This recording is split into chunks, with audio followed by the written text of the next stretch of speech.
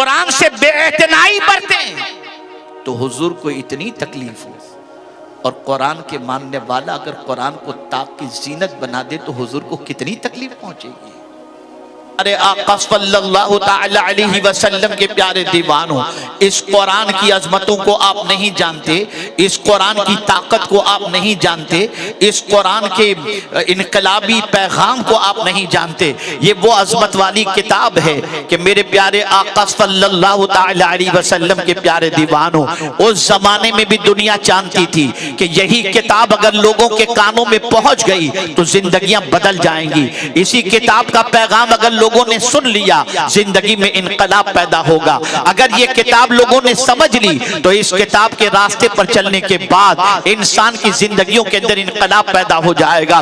اس لیے جب قرآن پڑھا جاتا تھا تو لوگوں سے کہا جاتا تھا لا تسمعوا لهذا القرآن، اس قرآن کو مت سنو، اور پھر بھی اگر لوگوں کی توجہ قرآن سننے کی طرف ہوتی والغوا فیہ تو شور و غل کرتے تاکہ قرآن کی آواز کانوں میں پہنچنے نہ پائے، اس لیے کہ وہ جانتے تھے یہ طاقتور کتاب ہے، یہ عظمت والی کتاب ہے، اس کی تاثیر اللہ نے رکھی ہے۔ ارے جن سنتے تھے تو ایمان لے آتے تھے۔ اس کتاب کی اتنی طاقت ہے کہ میرے پیارے آقا صلی اللہ تعالی علیہ وسلم کے پیارے دیوانوں، یہی کتاب ہے کہ جس کے بارے میں مولا علی کرم اللہ تعالی وجہہ الکریم فرماتے ہیں گھوڑے کی ایک زین پر ایک قدم اور دوسرے پر دوسرا قدم رکھتے تک میں پورا قرآن ختم کر لیتا ہوں۔ اللہ اکبر! قرآن جس گھر میں پڑھا جاتا ہو وہاں سکینہ کا نزول ہوتا ہے۔ میرے پیارے آقا صلی اللہ علیہ وسلم کے پیارے دیوانوں، اچھی طریقے سے ذہن کے اندر رکھو، بڑی طاقت و توانائی ہے اس کتاب کے اندر، اس کتاب کی بڑی عظمتیں موجود ہیں، اور آپ جانتے ہیں دنیا اسی کتاب سے گھبراتی ہے، اسی کتاب سے گھبراتی ہے، اسی کتاب کے بارے میں ڈرتی ہے، اس لیے کہیں اس کو جلانے کا کام کیا جاتا ہے تاکہ اس کی عظمتیں گھٹا دی جائیں، کہیں اس کے مقابلے میں کوئی دوسری کتاب لانے کی کوشش کی جاتی ہے تاکہ اس کتاب کی جو ہے عظمت گھٹ جائے۔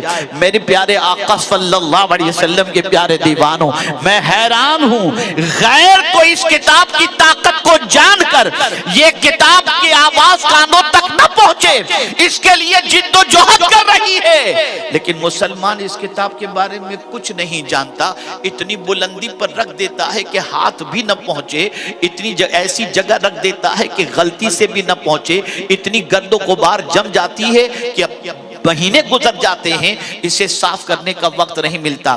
اب سنیے حدیث مبارکہ کا مفہوم آپ کی سماعتوں کے حوالے کروں۔ میرے پیارے آقا صلی اللہ علیہ وسلم کے پیارے دیوانوں، آقا کریم صلی اللہ علیہ وسلم نے فرمایا جس نے قرآن سیکھا اور اسے معلق کر دیا، لٹکا دیا، جیسے ہمارے گھر میں قرآن ہے ہمیں پڑھنا آتا ہے، ہم نے کبڈ میں رکھ دیا، کھونٹی میں لٹکا دیا، یا جس طریقے سے بھی ہم نے قرآن کو بلند و بالا مقام پہ رکھ دیا، کھولتے نہیں اس کو، پڑھتے نہیں ہے اس کو، سمجھتے نہیں ہے اس کو، عمل نہیں کرتے اس پر۔ آقا کریم صلی اللہ علیہ وسلم ارشاد فرماتے ہیں کہ قیامت کے دن اسی قرآن کو اس بندے کے گلے میں لٹکا دیا جائے گا، اور پھر اس بندے کے ساتھ یہ قرآن خدا کی بارگاہ میں حاضر ہوگا، اور اللہ سے یہ قرآن عرض کرے گا مولا اس نے مجھے چھوڑنے والا سمجھ لیا، کبھی کھول کر پڑھتا تک نہیں تھا، آج اس کے اور میرے درمیان تو فیصلہ فرما دے، آج میرے اور اس کے درمیان تو فیصلہ فرما دے۔ اور آپ کیا سمجھتے ہو پورے قرآن کی بات نہیں کرتا، میں صرف ایک سورت کی بات کرتا ہوں جسے سورہ ملک کہتے ہیں۔ اگر کوئی شخص روزانہ رات کو اس کی تلاوت کرتا ہے تو یہ اتنی طاقتور سورت ہے کہ کل بروز قیامت شامت اعمال کی بنیاد پر اس سورت کے پڑھنے والے کو جہنم کے بارے میں کہا جائے گا تو یہ سورت اللہ سے جھگڑا کرے گی، یہ مجھے پڑھا کرتا تھا مولا، اسے میں جہنم میں نہیں جانے دوں گی، اور پروردگار کی بارگاہ میں عرض کرے گی مولا اگر اسے جہنم میں بھیجنا ہے تو مجھے اپنی کتاب سے نکال دے۔ ذرا سوچو، یہاں سے یہ بات سمجھ میں آئی، اس کتاب کی بات اللہ سنے گا، بلکہ حدیث شریف میں ہے القرآن والصیام یشفعان یوم القیامہ، قرآن اور روزے قیامت کے دن دونوں شفاعت کریں گے۔ میرے پیارے آقا صلی اللہ تعالی علیہ وسلم کے پیارے دیوانوں، اس کتاب کی عظمت کو سمجھو، اس کتاب کی طاقت کو سمجھو، اس کتاب کی قوت کو سمجھو۔ اتنا تو ہر کوئی جانتا ہے کہ مرنے والے کو پڑھ کر ایصال ثواب کیا جائے تو قبر میں مردے کو فائدہ پہنچتا ہے، یہ قرآن کا پڑھنا۔ کاش کہ یہ بھی بندہ سمجھ لے کہ جس طرح مردے کو فائدہ پہنچتا ہے ایسے زندے کو بھی فائدہ پہنچتا ہے۔ میرے پیارے آقا صلی اللہ علیہ وسلم کے پیارے دیوانوں، ایک نئے اینگل سے میں قرآن کی عظمت کو آپ کو سمجھا دوں۔ اس قرآن مقدس کا حال یہ ہے، آقا کریم صلی اللہ علیہ وسلم نے فرمایا جس طرح سے لوہے پہ زنگ لگتا ہے ایسے دل پر بھی زنگ لگتا ہے۔ کوئی لوہا ایسا ہے ہی نہیں جس پر زنگ نہ لگتا ہو۔ اس زنگ کا علاج سیقل کرنا ہے، اس زنگ کا علاج یہ ہے کہ لوہے کو سیقل کیا جائے۔ صحابہ نے عرض کیا حضور اگر ہمارے دل پر بھی زنگ لگتا ہے تو ہمارے دل کے زنگ کا علاج کیا ہے؟ تو پیغمبر رحمت صلی اللہ علیہ وسلم نے فرمایا کثرت تلاوت القرآن و ذکر الموت، کثرت سے قرآن شریف کی تلاوت کرو۔ اب میں اس اینگل کو سمجھاتا ہوں، یہ بات اچھی طریقے سے ذہن میں رکھنا، جو کثرت سے قرآن شریف کی تلاوت کا عادی ہوگا اللہ عز و جل اس کے قلب پر سکون نازل فرما دے گا، اس کے قلب پر اطمینان ہوگا، اس کے قلب میں نور ہوگا، قلب کا زنگ ختم ہو جائے گا، قلب کی سیاہی ختم ہو جائے گی، قلب منور و مجلہ ہو جائے گا۔ میرے پیارے آقا صلی اللہ تعالی علیہ وسلم کے پیارے دیوانوں، اس کتاب نے ہر ایک کے چہرے کو بے نقاب کیا ہے۔ اس کتاب کے اندر اللہ عز و جل نے قیامت تک آنے والی ہر چیز کا ذکر فرما دیا ہے۔ اس کتاب کے اندر پروردگار نے انسانوں کی جتنی کوالٹی دنیا کے اندر پائی جاتی ہے ان کی حقیقت کو اجاگر کر دیا ہے۔ یہ کیسا ہوگا، اس کی فطرت کیا ہے، یہ بندے کی فطرت کیا ہے، اس مذہب کے ماننے والے کی فطرت کیا ہے۔ میرے پیارے آقا صلی اللہ علیہ وسلم کے پیارے دیوانوں، یہی وجہ ہے کہ صحابہ کرام علیہم الرضوان قرآن کے ذریعے لوگوں کو پہچانتے تھے، قرآن کے ذریعے لوگوں کو سمجھتے تھے، قرآن کے ذریعے وہ چیزیں دیکھ لیا کرتے تھے جو دنیا کا عام انسان نہیں دیکھ پاتا ہے۔ اس لیے کہ اللہ عز و جل نے اپنی کتاب کو اس طریقے سے واضح طور پر، اللہ عز و جل نے اس کتاب کے اندر واضح طور پر ہر حقیقت کا بیان کر دیا ہے کہ تبیانا لکل شیء کہہ کر صرف یہ نہیں فرمایا کہ اس کتاب کے اندر ہر چیز کا بیان موجود ہے بلکہ روشن بیان موجود ہے۔ اس لیے صحابہ ٹھوکر کھانے سے بچتے تھے، صحابہ دشمنوں کی شرارت سے بچ جاتے تھے۔ وجہ سب سے بڑی کیا تھی؟ وہ اس کتاب کی روشنی میں دیکھتے تھے۔ آج ہماری پوزیشن یہ ہے کہ میرے پیارے آقا صلی اللہ علیہ وسلم کے پیارے دیوانوں، اس قرآن سے ہمارا تعلق کمزور ہو چکا۔ ہم تقریر کرتے ہیں اور ہم تقریر میں کہتے ہیں دیکھو مال کے بارے میں پوچھا جائے گا، یقیناً پوچھا جائے گا۔ ہم کہتے ہیں آنکھوں کے بارے میں پوچھا جائے گا، یقیناً پوچھا جائے گا۔ ہم کہتے ہیں کان کے بارے میں پوچھا جائے گا، یقیناً پوچھا جائے گا۔ ہم کہتے ہیں اولاد کے بارے میں پوچھا جائے گا، یقیناً پوچھا جائے گا۔ ہم کہتے ہیں بیوی بچوں کے حقوق کے بارے میں پوچھا جائے گا، یقیناً پوچھا جائے گا۔ ہم کہتے ہیں پڑوسی کے بارے میں پوچھا جائے گا، یقیناً پوچھا جائے گا۔ ہم کہتے ہیں قرض کے بارے میں پوچھا جائے گا، یقیناً پوچھا جائے گا۔ ہم یہ ساری باتیں کرتے ہیں اور کرنا بھی چاہیے، لیکن آج میں جب مطالعہ کر رہا تھا تو میری عقل دنگ رہ گئی۔ اللہ اللہ، قرآن قرآن کہہ رہا ہے قل بفضل اللہ وبرحمتہ فبذلک فلیفرحوا، اور یہاں پر فضل سے مراد اسلام بھی لیا گیا اور قرآن بھی لیا گیا، رحمت سے مراد بھی حضور کی ذات، اور اس طریقے سے قرآن بھی لیا گیا، اسلام بھی لیا گیا۔ اب میں آپ سے پوچھنا چاہتا ہوں، اب جب میں جاتا ہوں سورہ تکاثر کے اندر تو میری عقل دنگ رہ جاتی ہے۔ میرے پیارے آقا صلی اللہ علیہ وسلم کے پیارے دیوانوں، کبھی ہم نے یہ سوچا کہ اللہ قرآن کے بارے میں بھی پوچھے گا؟ اس لیے کہ قرآن کہتا ہے ثم لتسألن یومئذ عن النعیم، بے شک قیامت کے دن تم سے ہر نعمت کے بارے میں سوال پوچھا جائے گا۔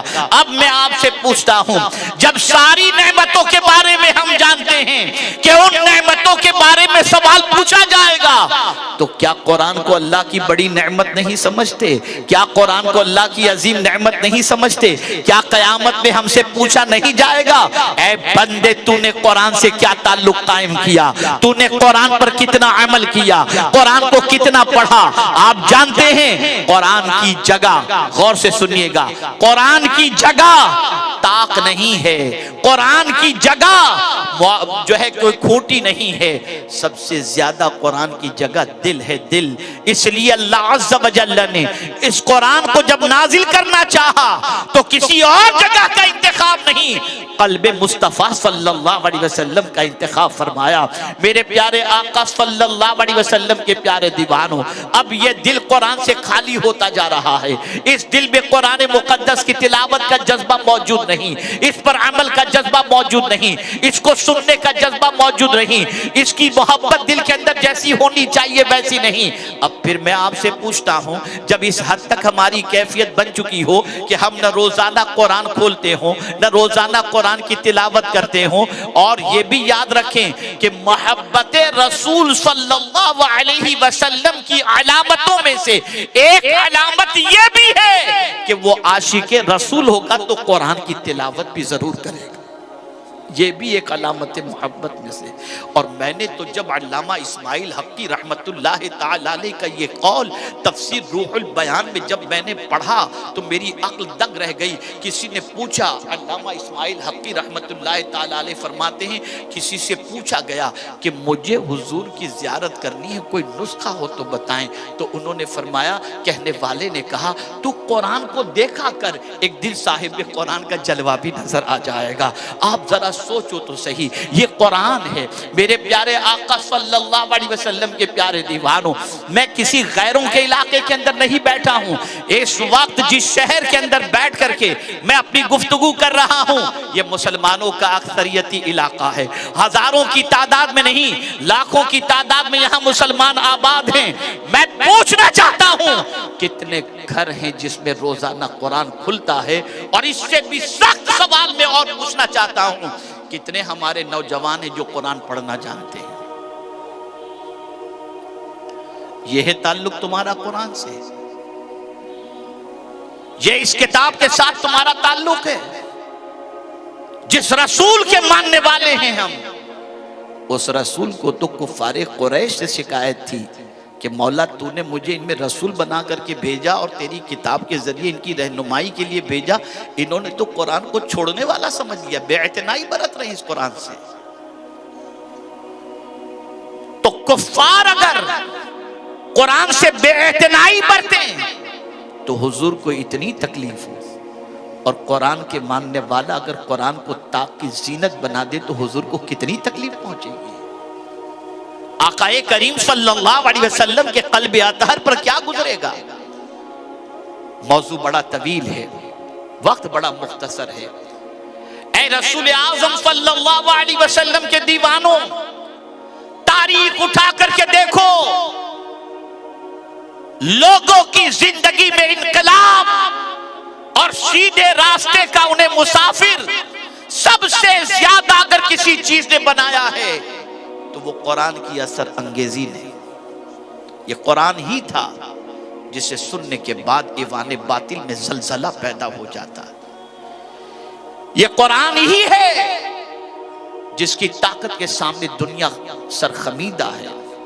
قرآن کا چیلنج 1400 سال پہلے بھی تھا اور آج بھی ہے، ایک آیت جیسی آیت لا کر بتاؤ دنیا ترقی کی 1000 منزلیں طے کر لے، لیکن قرآن کی ایک آیت جیسی آیت بنانے کی طاقت دنیا کے سارے سائنٹسٹ، پروفیسرز، ریسرچ اسکالرز اور چاہے کوئی بھی ہو، سب مل کر کے بھی کوشش کرے تو قرآن کی ایک آیت جیسی آیت نہیں لا سکتے۔ یہ کتاب، کیا تعلق ہے ہمارا اس کتاب سے؟ کیا رشتہ ہے اس کتاب سے؟ تلاش کرتے ہو نا؟ کیوں ہم زوال پذیر ہیں؟ جاننا چاہتے ہو کہ ہمیں کیوں چلنے کا ڈھنگ نہیں آتا؟ جاننا چاہتے ہو کہ ہم بے روی کے کیوں شکار ہیں؟ جاننا چاہتے ہو کہ ہمارے اندر طریقہ گفتگو کیوں نہیں؟ جاننا چاہتے ہو کہ آداب خورد و نوش ہمارے پاس کیوں